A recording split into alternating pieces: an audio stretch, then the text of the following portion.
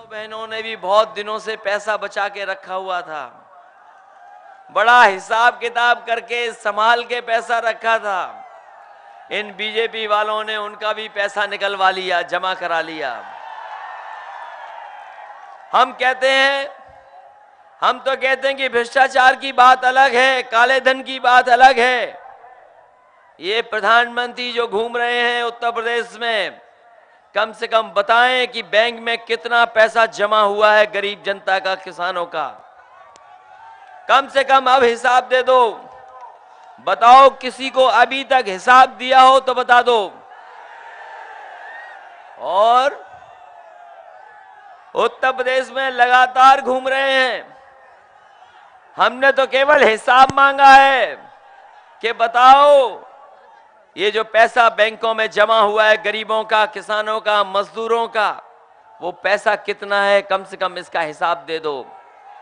और हिसाब साथ ही साथ वो भी दे दो जो आप कहते थे कि नकली पैसा है। अगर नकली पैसा जमा हुआ है तो अब तो पैसा आपके पास है, उसका हिसाब कम से कम दे दो। और जो लोग लाइन में लगे थे, गरीब किसान मजदूर, वो तमाम किसान मजदूर जो लाइन में लगे थे, कई लोगों की जान चली गई, कोई मदद नहीं की। अगर किसी ने मदद की तो समाजवादी लोगों ने उनके परिवारों को 2-2 लाख रुपए देकर के मदद करने का काम किया। वहीं खबर पढ़ी होगी अखबार में आपने कि लाइन में लगे लगे एक बच्चे का भी जन्म हो गया था और बैंक वालों ने उसका नाम खजांची रख दिया। हमने ढूंढवाया उसको, वो उस मोहल्ले का सबसे गरीब परिवार निकला।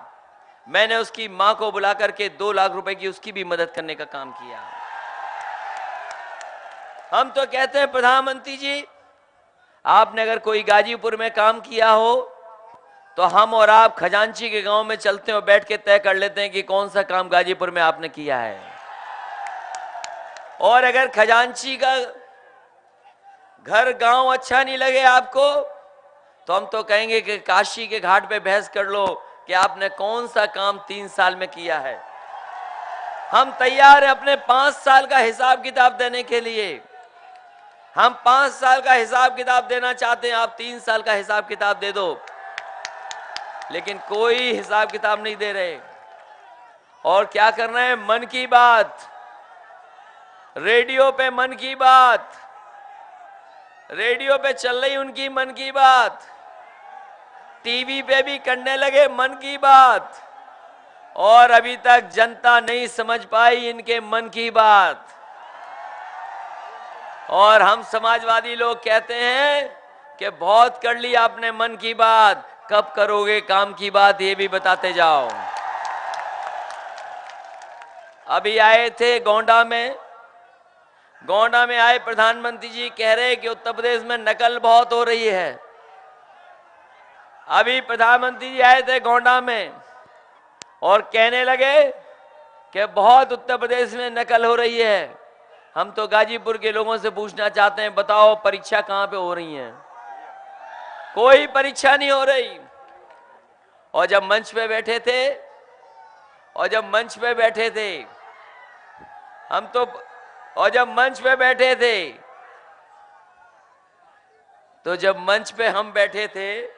तो हमने पूछा, ये बताओ कि सबसे बड़ा नकल वाला माफिया तो आपके मंच पे ही बैठा है।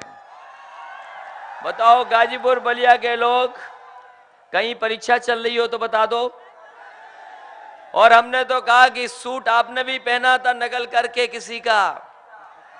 जब अमेरिका के राष्ट्रपति जब आए थे तो आपने भी एक नकल करके सूट पहना तो कम से कम ये बता के जाओ किसका नकल कर करके आपने सूट बनवाया था। हम तो जानना चाहते हैं। और भागो मत बहस से भागना नहीं चाहिए। और बहस से इसलिए नहीं भागना चाहिए कि आप तो कह रहे हो कि आपने सिलेंडर और चूल्हा दे दिया है। हम तो स्वीकार कर रहे हैं आपने सिलेंडर और चूल्हा दिया है, लेकिन गरीब के घर जाकर के देखो अगर उसने सिलेंडर और चूल्हा लिया है तो अभी चलाया नहीं है, उसने अपनी अलमारी में और घर में रख लिया। इसलिए रख लिया कि जब बेटी अब किसी के घर में शादी होगी तो उसको दहेज में दे देंगे। और सवाल ये है कि बहुत दे दिया गैस चूल्हा आपने, बताओ सिलेंडर की कीमत क्यों बढ़ा रहे हो लगातार? और गरीबों को कितने सिलेंडर दोगे ये भी बताते जाओ। अगर कभी गरीबों को सिलेंडर की जरूरत पड़ गई तो बताओ क्या दोगे?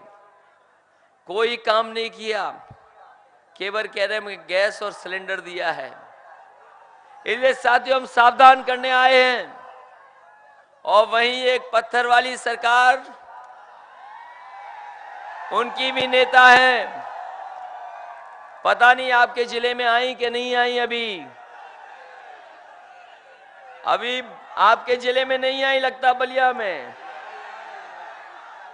लेकिन जब आएंगी तो देख लेना, बहुत लंबा भाषण लिख करके लाएंगी और पढ़ के जाएंगी। और जब भाषण पढ़ती हैं तो हमारे साथी तो जिंदाबाद, लाल टोपी पहन के उत्सव मना रहे हैं, जोश में हैं। वो जब भाषण पढ़ती हैं तो इधर पन्ने पलटती हैं, जनता कुर्सी पे आराम से सोती है 1-1.5 घंटा। और कह रहे हैं कि अब हम विकास करेंगे, स्मारक नहीं बनाएंगे। बताओ कौन भरोसा करेगा उन पर, जिन्होंने जिंदा में अपनी मूर्ति लगा ली हो और जिंदा में ही अपने नाक कान मुंह पत्थर के कर लिए हों और नगदी वाला बैग भी पत्थर का कर लिया हो, तो कौन भरोसा करेगा उन पे? वैसे कहने को तो हमारी वो बुआ हैं,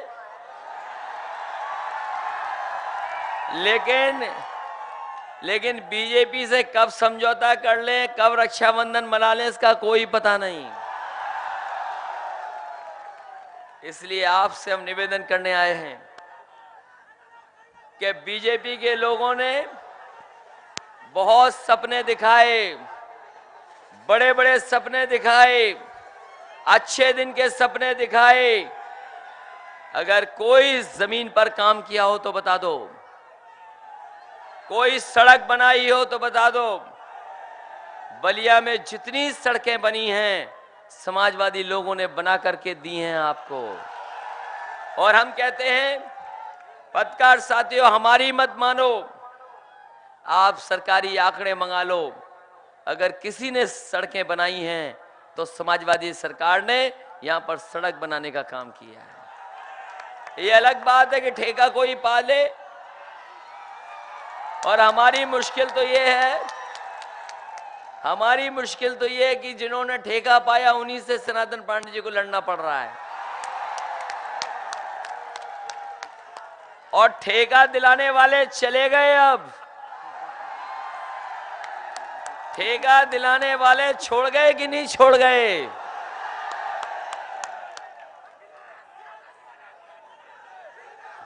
जो ठेका दिलाने वाले थे वो चले गए और अब तो जोड़ी बन गई होगी उनकी। और सोचो, बुआ के गए होंगे तो घुटनों के बल तो बैठाया ही होगा और रेंगते हुए गए होंगे। और हमने तो ये जाना है, सुना है, जो निकल के आता है उनके दल से, कि बुआ बिना नकदी के किसी को टिकट नहीं देती हैं।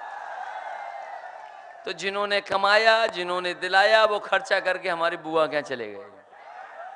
इसलिए हम आपसे सावधान करने आए हैं कि हम तो कहना चाहते हैं, समाजवादी लोग हैं, जमीन पर काम करना चाहते हैं और तमाम वो काम किए हैं जो कोई सरकार काम नहीं कर पाई, वो भी हम लोगों ने जमीन पर उतारने का काम किया है। ये प्रधानमंत्री जी कहते हैं कि अखिलेश जी अपना कारनामा बता दें। हमने कहा कि बताओ, देश में जो आगरा लखनऊ एक्सप्रेसवे सड़क बनाई है और आने वाले समय में वही सड़क जो लखनऊ तक पहुंच गई है, वही सड़क अमेठी, सुल्तानपुर, आजमगढ़ होते हुए गाजीपुर, बलिया पहुंचने वाली है। और मैं धन्यवाद दूंगा अपने किसानों को जिन्होंने जमीन देने का काम किया है। और इससे ज्यादा बड़ी सड़क किसी ने बनाई हो तो बता दो। और हम तो कहते हैं प्रधानमंत्री जी, आप बता दो कौन सी सड़क उससे अच्छी बनाई है। आपके कोई मुख्यमंत्री ने उससे अच्छी सड़क बनाई हो तो हमें बता दो। और जब वो सड़क शिलान्यास करा था, मैंने नेताजी से शिलान्यास करवाया था। नेताजी ने कहा कि ये सड़क 24 महीने में बन जानी चाहिए। मैंने कहा नेताजी 24 महीने में कैसे बन पाएगी, ये 302 किलोमीटर की सड़क है। बोला मैं चाहता हूं कि जब सड़क बने तो जनता को दिखना चाहिए चुनाव से पहले की सड़क बन करके तैयार हो गई। और यकीन मानिए वो 302 किलोमीटर की सड़क हमने उसको 23 महीने में बना करके खड़ी कर दी। और जब उद्घाटन हुआ तो देश के सबसे बेहतरीन लड़ाकू विमान उन सड़कों पर उतार करके हमने उसका नेताजी से उद्घाटन कराने का काम किया। हम तो कहते हैं प्रधानमंत्री जी बताओ, कभी उस सड़क पे एक बार चल लोगे आप? मैंने कई बार न्योता दिया, वो मान नहीं रहे मेरे न्योता को। मेरा तरीका क्या हो ये बता दो प्रधानमंत्री जी, और एक बार चल करके देख लो। मैं ये भरोसे के साथ कह सकता हूं, अगर आप सड़क पे चलोगे तो आप भी साइकिल की बटन दबाने का काम करोगे, इतनी बेहतरीन सड़क बनाई है। और अगर नहीं तो कम से कम बता दो उससे अच्छी कहीं सड़क बनी हो तो बता दो, किसी ने बनाई हो तो बता दो। और ये सड़क हम बताना चाहते हैं बलिया और गाजीपुर के लोगों को, ये सड़क हम इसलिए बना रहे हैं कि इसी सड़क के माध्यम से तरक्की और खुशहाली का रास्ता खुलेगा। और हम तो अमेरिका के बारे में जानते हैं, अमेरिका के बारे में कहा गया कि अमेरिका ने सड़कें बनाई और सड़कों ने अमेरिका को बना दिया। और जब रफ्तार बढ़ती है तो अर्थव्यवस्था भी बढ़ती है। इसलिए हम ऐसी सड़क बना करके देना चाहते हैं। अगर लोग आज भी जीटी रोड याद कर रहे हैं तो आने वाले समय में 100, 200, 300 साल लोग याद रखेंगे कि हाँ, समाजवादी पूर्वांचल एक्सप्रेस वे अगर किसी ने बनाया तो समाजवादी लोगों ने बनाया। और फिर प्रधानमंत्री जी का बहुत मन कर रहा है मेट्रो में बैठने का, ट्रेन में बैठने का बहुत मन कर रहा है। रेल वाले मंत्री भी आसपास कहीं होंगे, यहीं कहीं। हम तो कहेंगे उनसे कि रेल मंत्री हो, कम से कम इतनी तो समझदारी रखो कि बिना एनओसी को कोई मेट्रो पे नहीं बैठ सकता है। अगर आपके प्रधानमंत्री मेट्रो में बैठना चाहते हैं तो हमें एनओसी भिजवा दो, अगले दिन हम मेट्रो में बैठा करके प्रधानमंत्री जी को किसी भी स्टेशन पे उतार देंगे। और फिर प्रधानमंत्री तो 3 बार मुख्यमंत्री रहे गुजरात के, अगर एक भी शहर में उन्होंने मेट्रो बनाई हो तो उसका भी हमें बता करके चले जाएं। वैसे प्रधानमंत्री जी का एक कारनामा बढ़िया है, कोई काम न करना, यही सबसे बड़ा उनका कारनामा है। उनका एक ही कारनामा है, काम न करना। कोई काम न करना, यही सबसे बड़ा कारनामा है। और अगर हमारे कारनामे को देखना चाहते हो तो कम से कम उस सड़क पे आ जाओ जो सड़क हमने बनाने का काम किया है। इसलिए बलिया के लोगों, हम आपसे निवेदन करने आए हैं, ये चुनाव का आखिरी दिन है, इसके बाद प्रचार समाप्त हो जाएगा। हम लोगों ने तमाम काम किए हैं, सड़क, बिजली, पानी की व्यवस्था को सुधारा है। लोगों को एम्बुलेंस पे भरोसा है, 102, 108 एम्बुलेंस पे। हम तो कहते बीजेपी वालों, हमारी तो समाजवादी एम्बुलेंस है, तुम बताओ तुम्हारी एम्बुलेंस कौन सी है। और हमने तो पुलिस के लिए भी व्यवस्था कर दी, ये 100 नंबर वाली व्यवस्था याद रखना।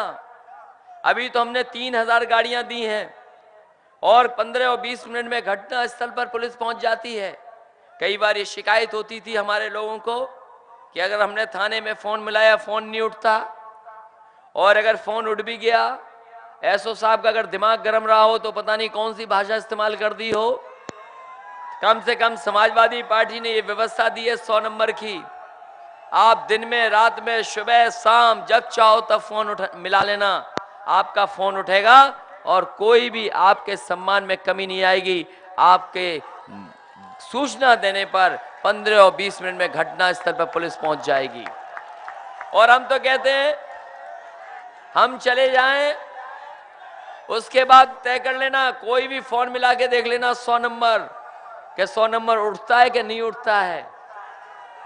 मैंने एक बार कहा दिया, हमारे तो साथी मोबाइल वाले भी हैं, कहो तो मिला के देख लो उठता है कि नहीं उठता है। इसलिए इस बार तो हमने सड़क, बिजली, पानी तमाम सुविधाएं देना शुरू किया है।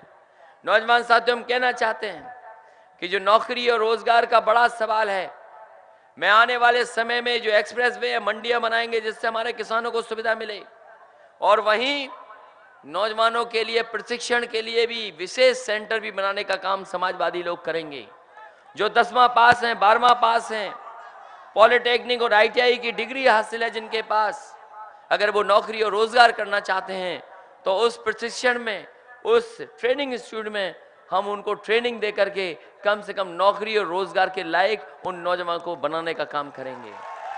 वही पुलिस भर्ती में बहुत समय लगता था, वहीं पुलिस भर्ती में बहुत समय लगता था, 1 साल, 1.5 साल, 2 साल, 2.5 साल लगता था, तब जाकर के पुलिस भर्ती हो पाती थी। हमने इंतजाम किया इस बार, पहले 2 परीक्षा होती थी, पहले 1 परीक्षा फिर 2 परीक्षा, तब जाकर के नौजवानों को नौकरी करने का मौका मिल पाता था। इस बार समाजवादी पार्टी ने तय किया है कि आपको परीक्षा नहीं देनी पड़ेगी, आप 10वें और 12वें के नंबर ले आना, दौड़ के दिखा देना, जो सबसे आगे होगा बिना सिफारिश के उसे भर्ती में करने का काम समाजवादी लोग करेंगे। हम तो कहते हैं, हम तो 55 लाख महिलाओं को पेंशन देना चाहते हैं, 55 लाख महिलाओं को पेंशन दी है, बहुत गरीब परिवारों को मदद पहुंचाई, लोहिया आवास दे दिया। हम तो कहते हैं बीजेपी वालों बताओ, हम तो गरीब परिवार की महिलाओं को 55 लाख पेंशन दे रहे हैं, और आने वाले समय में तय किया है कि इन्हीं गरीब परिवार की महिलाएं जो छूट गई हैं उनको पेंशन में शामिल कर करके, अभी तो 500 रुपए मिलते थे, आने वाले समय में 1000 रुपया महीना देने का इंतजाम समाजवादी लोग करेंगे। जो हमारे स्कूल हैं प्राइमरी, उनमें पढ़ाई का इंतजाम करना, शिक्षा मित्रों की मदद की है, अभी तो ड्रेस मिल रही है, आपको बर्तन दे दिया, बैग दे दिया, हफ्ते में 1 दिन दूध दे रहे हैं, हफ्ते में 1 दिन फल दे रहे हैं, और आने वाले समय में तय किया है कि 1 किलो मिल्क पाउडर और 1 लीटर देसी घी भी सरकार की तरफ से देने का इंतजाम होगा। हम तो कहते हैं आप बताओ कि क्या करना चाहते हो, कोई काम करना चाहते हो तो बता दो कि केवल करोगे मन की बात, मन की बात करोगे तो इस बार हिसाब किताब वाली भी बात होगी वोट डाल करके। और मैं कहना चाहता हूं, उन्होंने लाइन में लगाया आपको, एक बार फिर यही लोग लाइन में लगेंगे और वोट डाल करके इनको सबक सिखाने का काम करेंगे। इसलिए आप सबसे हमारा विशेष निवेदन है, अपील है कि समाजवादियों की सरकार बनवा दो, सरकार बनाइए, और हमने किसानों को सुविधाएं दी हैं, आने वाले समय में और देंगे। ये आपका रसड़ा वाला चीनी मिल भी चलवाएंगे, उसका टेंडर हो गया, 9 महीने के अंदर आजमगढ़ की हमने चीनी मिल का प्लांट लगवा दिया था। और ये आपकी रसड़ा वाले चीनी मिल बहुत दिनों से, आपके सनातन पांडे जी भी और चंद्रशेखर जी भी यहाँ होंगे, और आपके पार्टी के नेता हमेशा कहते हैं कि रसड़ा वाली चीनी मिल चलनी चाहिए। हमने इंतजाम कर दिया है और उसका टेंडर करके दे भी दिया। चुनाव आयोग की अगर न तारीखें आती तो अब तक तो हम उसको दे करके और उसका बेहतरीन इंतजाम कर देते। इसलिए आने वाले समय में कोई चुनाव उसको रोक नहीं पाएगा, जैसे ही चुनाव खत्म होगा हम उसको दे देंगे, जिससे कि एक बेहतरीन चीनी मिल भी आपकी रसड़ा की बन करके तैयार हो जाए।